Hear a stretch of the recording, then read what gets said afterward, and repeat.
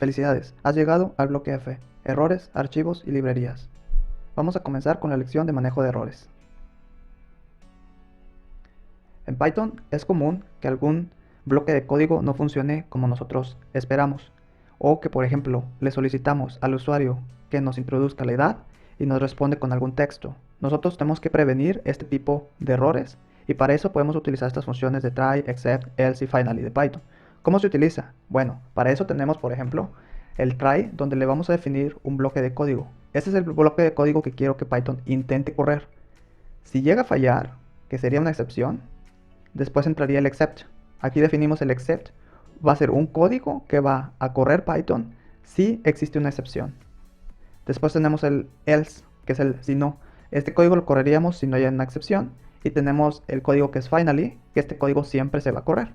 Podemos elegir qué podemos utilizar de estos bloques. Aquí hay un ejemplo. Pensemos, por ejemplo, que la variable x no se ha definido, no se le ha asignado un valor a x, entonces si yo trato de utilizar la variable x me va a marcar un error porque no existe. Entonces puedo hacer lo siguiente: try, le dice a Python, intenta correr, intenta imprimir la variable x. Si hay una excepción, imprime la variable x no existe. Si no, imprime la variable x se imprimió correctamente. Finalmente, recordemos que siempre se va a imprimir. Imprime el bloque try except se terminó. Esto siempre se ejecuta. Entonces, si yo corro todo este código, este va a ser el resultado. Dice la variable x no existe. Este viene de este bloquecito de aquí de la excepción. La variable x no existe. Y después el bloque try except se terminó. Esto siempre se ejecuta. Esto viene de la última, de finally, que dijimos que esto siempre se va a ejecutar. Vamos a ver cómo se ve esto en el código. Te invito a que vayas al Jupyter Notebook. El tema que sigue es el manejo de errores. Vimos en la presentación que pueden existir errores ya sea de nuestra parte o del usuario. De hecho, en los ejercicios que hemos realizado muchas veces salen errores. Aquí vamos a ver cómo manejarlos. Vamos a ver, por ejemplo, si tuviéramos los diferentes tipos de errores. Aquí les dejo una lista, creo que sí es exhaustiva de todos los tipos de errores que se pueden presentar en Python. Vamos a ver algunos tipos aquí. Si tengo, por ejemplo, un diccionario que valga, voy a definir A que valga 1, B que valga 2, aquí lo estoy creando, y ahora voy a tratar de acceder a una clave que no exista. Aquí, por ejemplo, voy a decirle, imprímeme el diccionario, la clave C. No existe, solamente tengo la clave A y la clave B, entonces me va a marcar un error. Me marca un error y me dice que es un error de clave, y ya con esto entiendo que no existe esta clave. También podemos tener, por ejemplo, si aquí agrego una nueva, vamos a ver otro tipo de error. Si tengo una lista de letras A, B, C, D, y yo quiero, por ejemplo, aquí vimos que podemos acceder a través de los índices. Es un tipo objeto, una colección ordenada. Aquí este es el índice 0, este es el índice 1, este es el índice 2, este es el índice 3. ¿Y qué pasa si quiero acceder a un índice que no existe? Esto también ya lo vimos anteriormente. Cuando veíamos el tema de listas, vimos que nos aparecía errores cuando tratamos de acceder a un índice que no existe. Y bueno, el error se llama así, error de índice, porque no existe, está fuera del rango de los índices que tengo permitidos. También, por ejemplo, si quiero otra cosa que me va a provocar un error, si quiero hacer una operación de división entre 0, pues obviamente no puedo dividir entre 0 y me va a marcar error. Y el error se llama precisamente de división entre 0. Estoy tratando de dividir por 0. Entonces Python, como quiera, sí es muy explícito y muy intuitivo la manera de ver en qué nos estamos equivocando. Aquí yo sé que es un error de índice, aquí yo sé que es un error de clave, aquí yo sé que estoy tratando de dividir por 0 y no debería dividir por 0. Aquí, por ejemplo, habíamos visto cuando vimos el tema que yo puedo concatenar texto con texto, pero no puedo concatenar texto con un número. Aquí este 2, Python lo está tomando como si fuera un texto. Ya, pues los textos pueden ser alfanuméricos, podemos tener letras y números dentro de un texto, pero yo no le puedo sumar un tipo de dato numérico de Python. Aquí me va a marcar un error. Y tengo error en los tipos de datos. Estoy tratando de hacer una operación que no se puede y dice, solamente puedes concatenar cadenas de texto, no números enteros a una cadena de texto. Entonces ya me está diciendo que pues yo no puedo, necesito que este sea una cadena de texto, que no sea un entero para poderlo concatenar. También, por ejemplo, si yo estoy tratando de acceder a una variable que no exista, también me va a marcar error. Si aquí le pongo correr, me dice error de nombre. Y eso quiere decir que este variable x pues no se ha definido. O sea, aquí está la descripción y aquí está el tipo de error. Vamos a hacer otro, por ejemplo. Le puedo poner si 1 es menor que 2, y después le pongo imprimir 1 menor que 2. Si yo trato de correr esto aquí, si se fijan, aquí va a ser un error de sintaxis, pero si se fijan, los errores de sintaxis ya me lo está marcando aquí el editor de texto de Google Colab. Aquí me marca en rojo que hay un errorcito, pero bueno, déjenme lo corro para que me dé el error.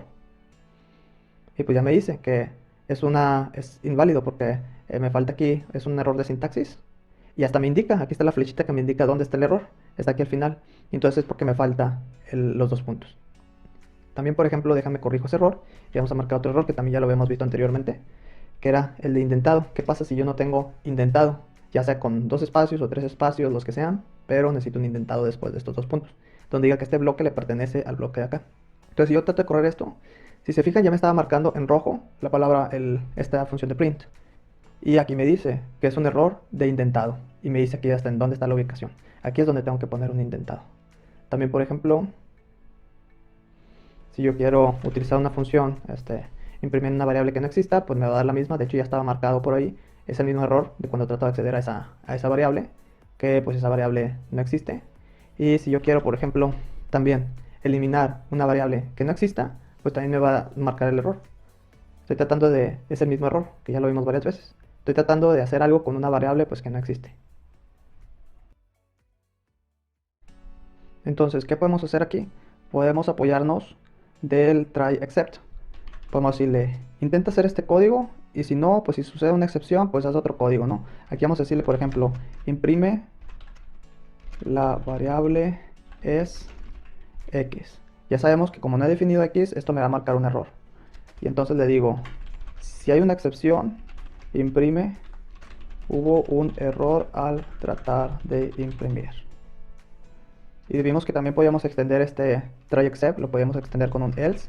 O sea, si no, imprime la variable x se imprimió correctamente. O sea, es un si no hay una excepción, entonces haz esto. Y también vimos que tenemos el finally, que este siempre se va a ejecutar. Entonces, haga lo que haga aquí arriba, este siempre se va a ejecutar. Aquí puedo poner imprimir. Se termina el bloque try except. Esto siempre se ejecuta. Entonces, al correrlo, como esto me va a generar un error, se va a venir por acá. Va a ser una excepción porque va a ser una excepción de que el nombre hay un error. Y entonces va a imprimir. Hubo un error al tratar de imprimir. Este no lo va a correr y este sí lo va a correr porque este siempre se ejecuta. Vamos a ver. Entonces corre esto porque hay una excepción, hay un error, y este porque siempre se ejecuta.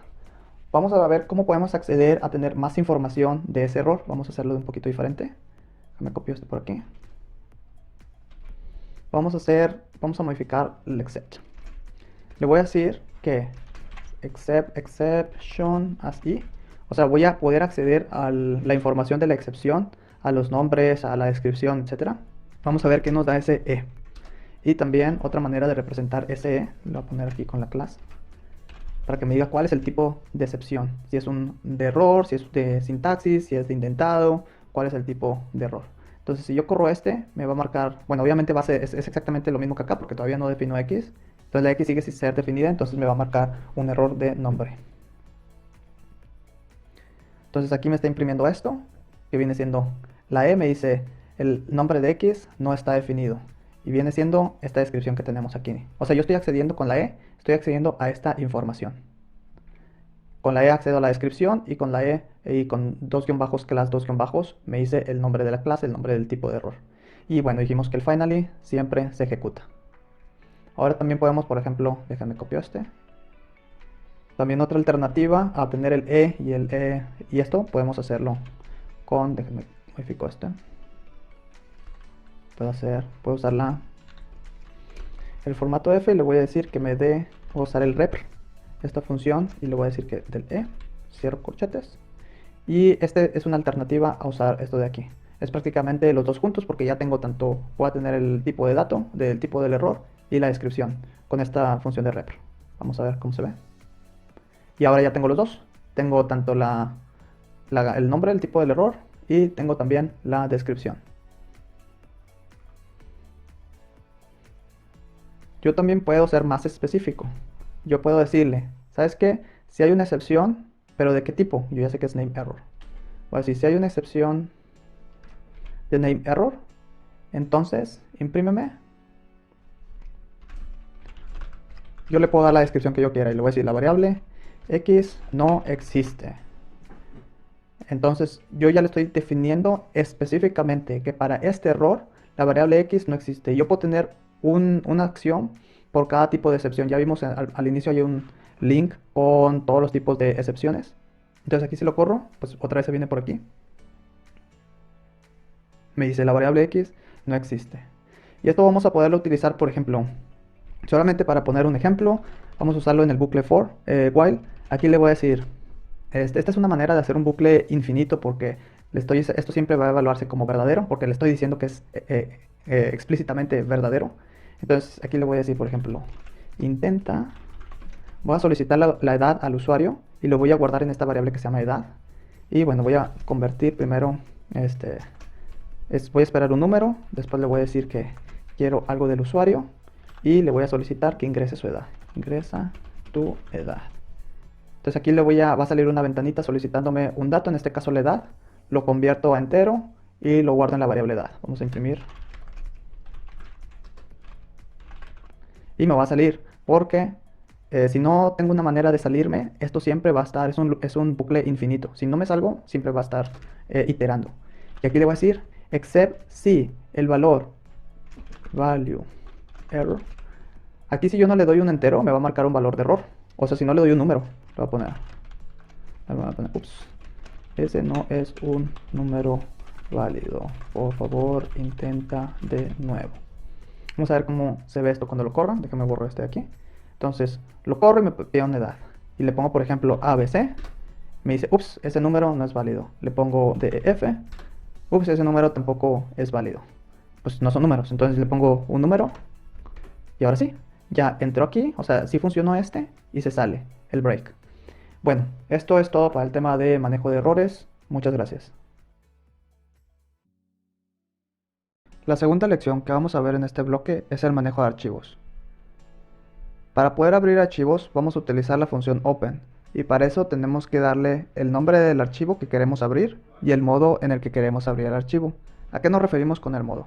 Tenemos varios modos para abrir los archivos. Tenemos el modo R, que viene del inglés de read y se refiere a la lectura, que es el valor de hecho predeterminado cuando abrimos un archivo. Genera un error si el archivo no existe, si intentamos abrir un archivo que no existe. Después tenemos el modo de A, que quiere decir agregar. Aquí vamos a abrir un archivo para poder agregar más información. Si el archivo ya existe, se abre, y si no existe, lo crea. Después tenemos el modo W, que es para escritura. Vamos a abrir el archivo para escribir en él. Y si no existe el archivo que definimos, el nombre que definimos, entonces nos va a crear el archivo. Después tenemos el X. La X nos va a servir para crear un nuevo archivo. Y aquí nos va a generar un error si el archivo ya existe. Después tenemos el texto, que es también valor predeterminado, y aquí nos abre el archivo en modo de texto. Tenemos aquí ya sea que lo abrimos como texto o lo abrimos como modo binario. Estos se pueden combinar con los demás. Aquí el normal o el predeterminado es abrirlo como texto. Vamos a ver cómo se ve en el código. Vamos a abrir el archivo utilizando la función open como mencionamos en el slide anterior. Vamos a definir el nombre del archivo, en este caso el archivo se llama archivo.txt y lo vamos a abrir de este modo, del modo de lectura y del modo de tipo texto. Estos dos de hecho son los predeterminados, pero aquí lo estamos definiendo. Podemos combinar, como dije, los modos.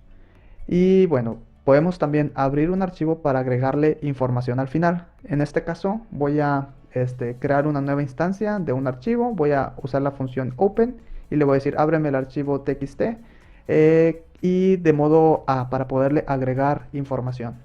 ¿Cómo le voy a agregar información? Bueno, voy a usar el método write y le voy a agregar este texto al archivo .txt. Ahora el archivo tiene más contenido y esto se va a agregar al final del texto. Y después puedo cerrar el archivo para si ya no lo voy a utilizar. También puedo eliminar archivos. Para esto voy a utilizar la librería OS. Todavía no vemos qué son las librerías, pero más adelante las veremos. Y puedo utilizar la librería OS y lo voy a eliminar con este método que se llama remove.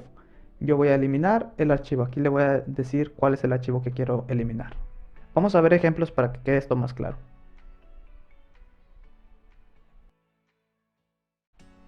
El siguiente tema que vamos a ver es el manejo de archivos.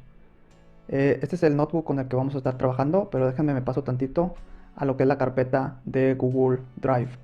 Nosotros copiamos la carpeta del curso directamente en My Drive, después tenemos la carpeta del curso y después tenemos esta carpeta donde está el archivo actual del notebook y vamos a estar trabajando con este archivo que se llama archivo.txt. Déjenme lo abro para mostrarles qué incluye adentro. Son 4 líneas, dice esta es la primera línea, segunda, tercera, cuarta línea. Este es el contenido del archivo txt. Vamos a ver, en el notebook les agregué unas instrucciones antes de iniciar y vamos a ver por qué. Adelantando un poquito cómo trabajar con estos archivos, que bueno, ya lo vimos en la presentación.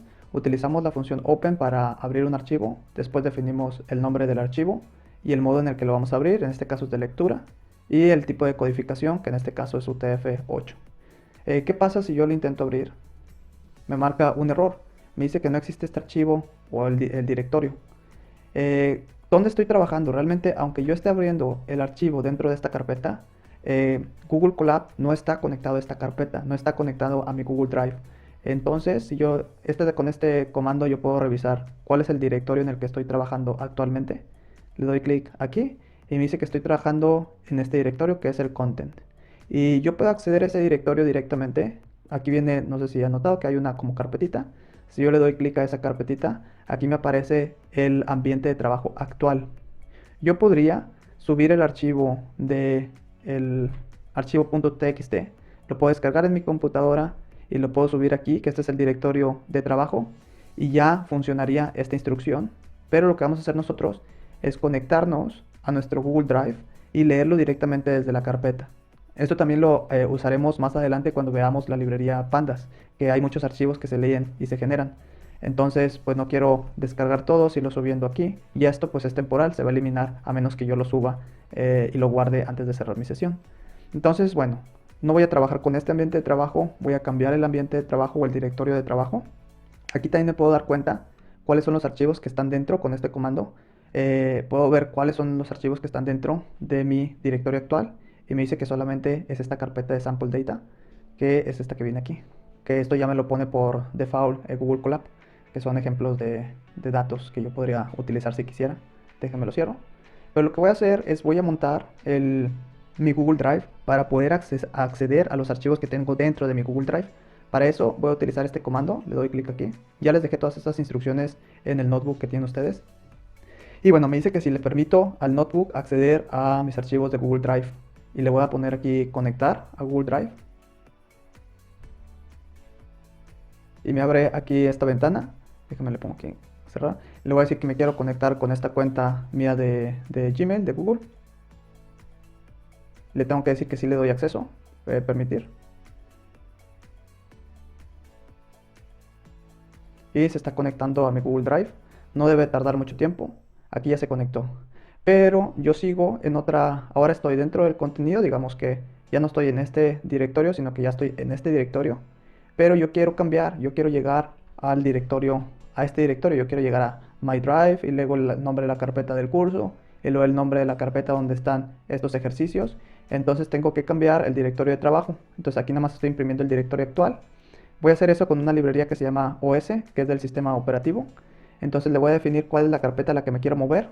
Y si lo pusieron igual que yo dentro de My Drive y pusieron ahí la carpeta del curso y ahí está la carpeta de este ejercicio, entonces pueden solamente correr nada más le dan clic en correr, que es esta línea que estoy definiendo que quiero acceder a Drive, My Drive, el nombre de la carpeta del curso y el nombre de la carpeta donde están los ejercicios, este notebook y los ejercicios.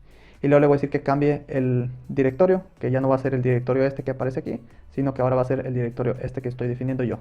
Y nada más estoy imprimiendo el nuevo directorio para ver el cambio. Entonces le voy a dar aquí correr.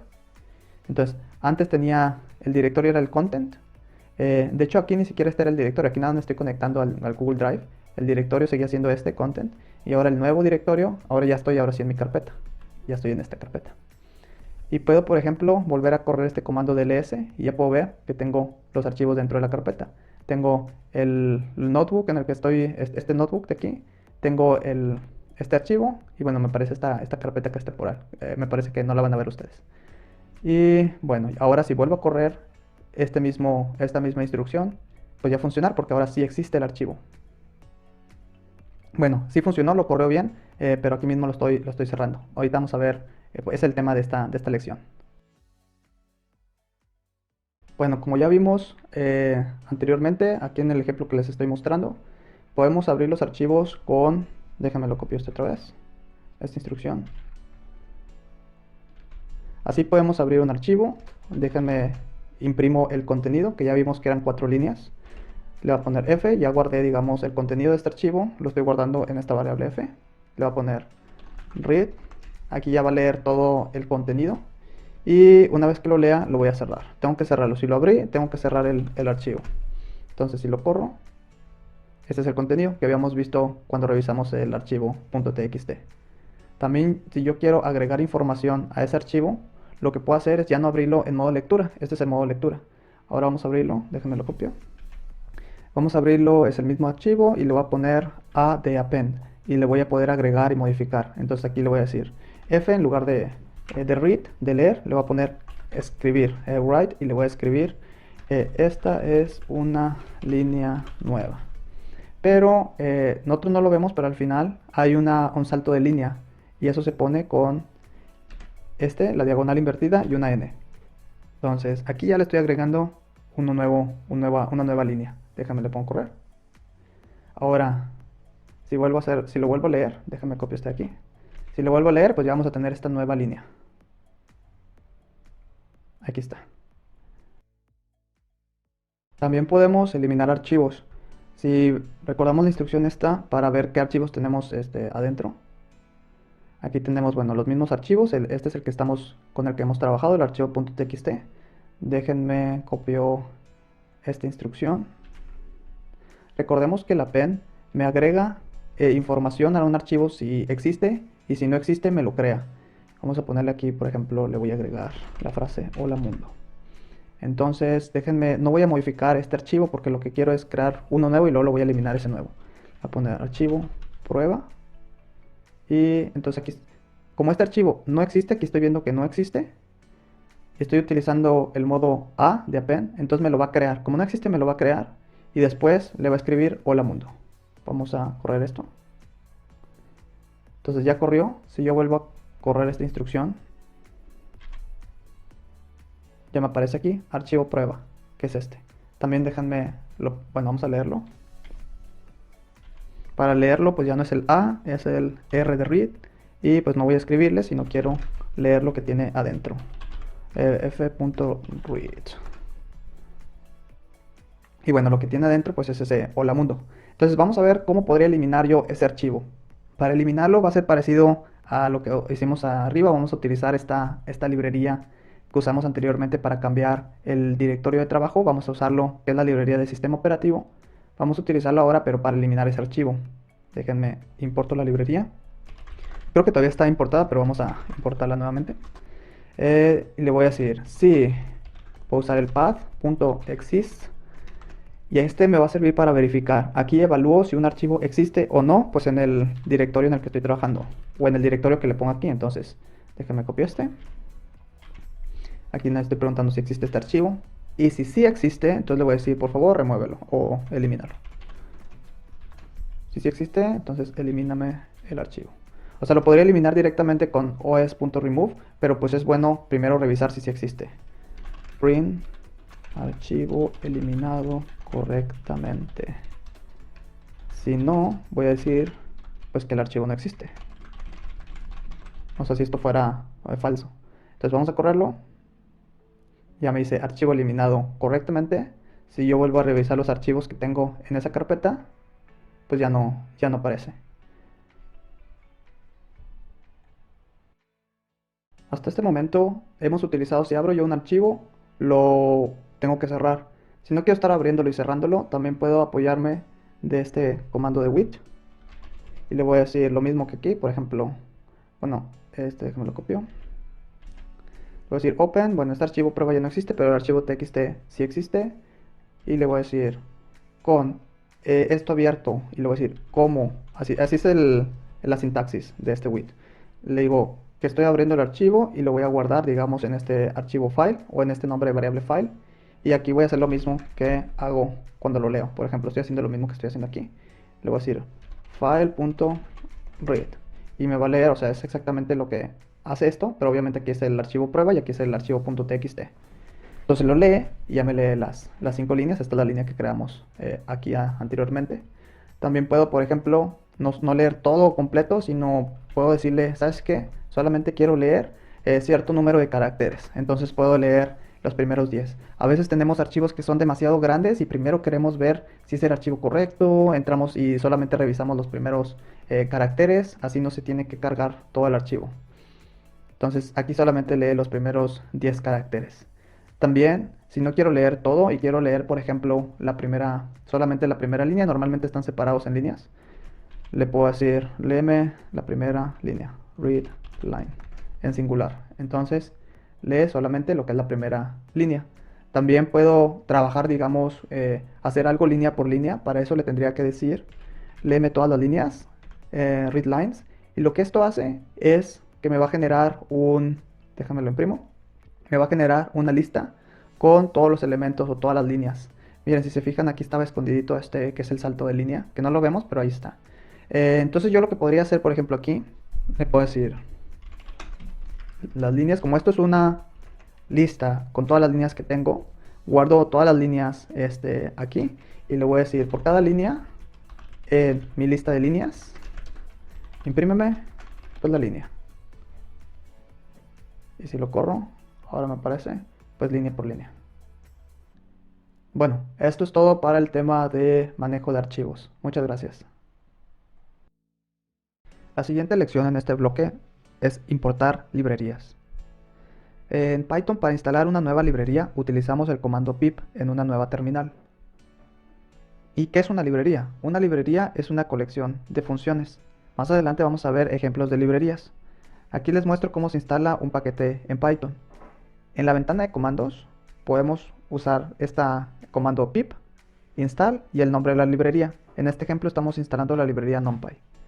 Si yo quiero instalar una versión en específico, yo le puedo definir cuál es la versión. Es lo mismo, pip, comando pip, install, NumPy, y aquí le digo con igual el número de la versión que yo quiero instalar. Es importante saber cuál es la versión que tenemos y si queremos instalar una versión diferente, lo podemos hacer de esta manera.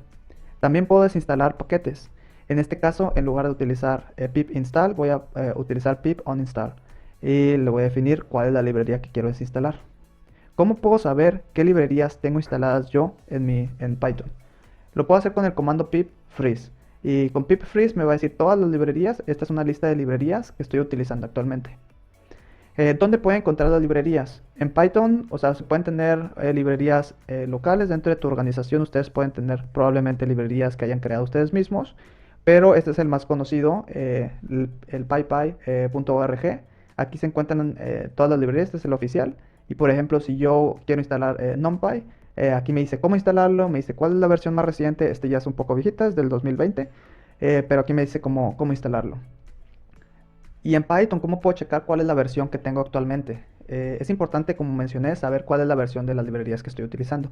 Para eso, por ejemplo, esta es la manera en que puedo importar librerías. Ya en mi código, para poder utilizar la librería que acabo de instalar, que en este caso es NumPy.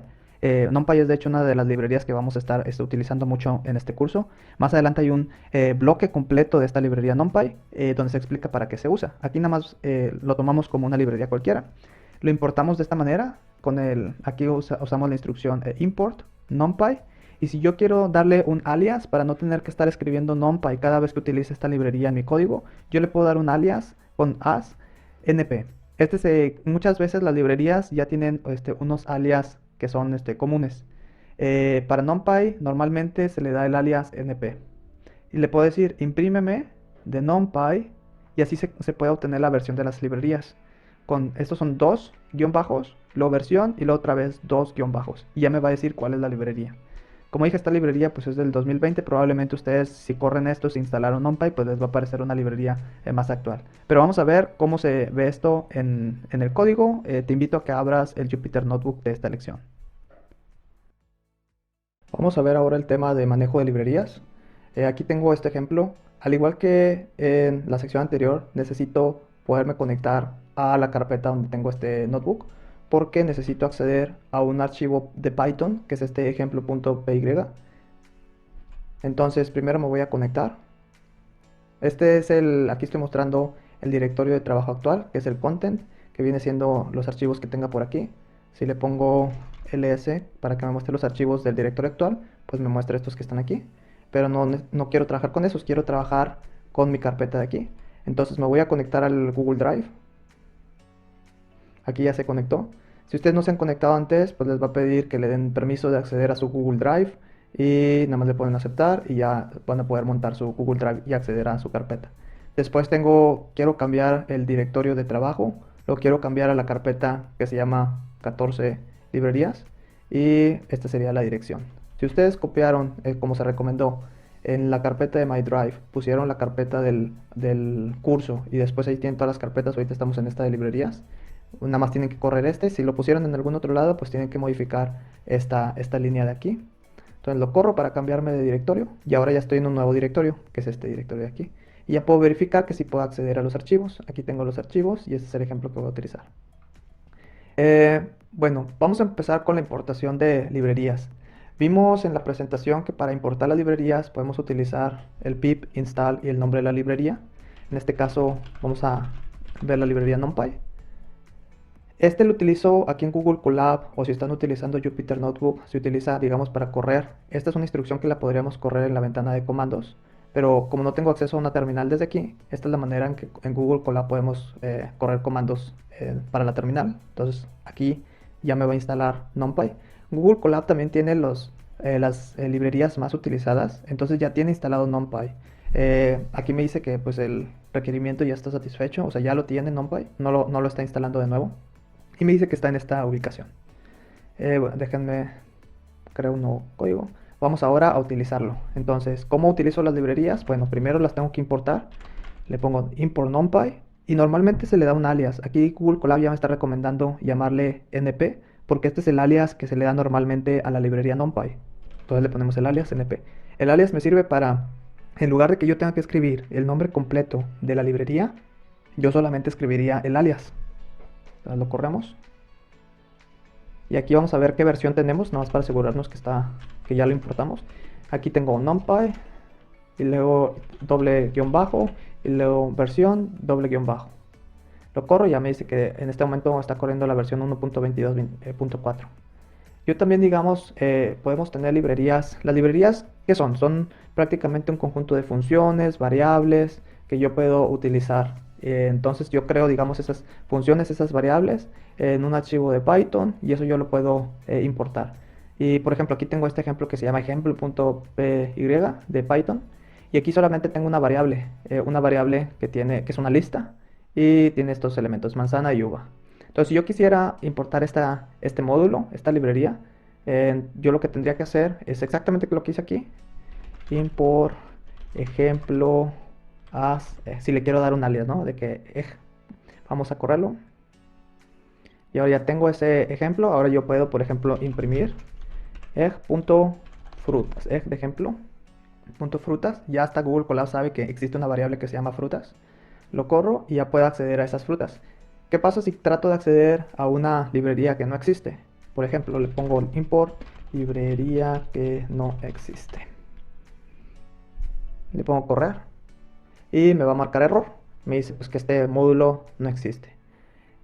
Yo puedo, por ejemplo, normalmente las librerías, lo que hace Python es primero si trato de importar algo, primero lo va a buscar en mi directorio de trabajo. Entonces primero lo va a buscar aquí.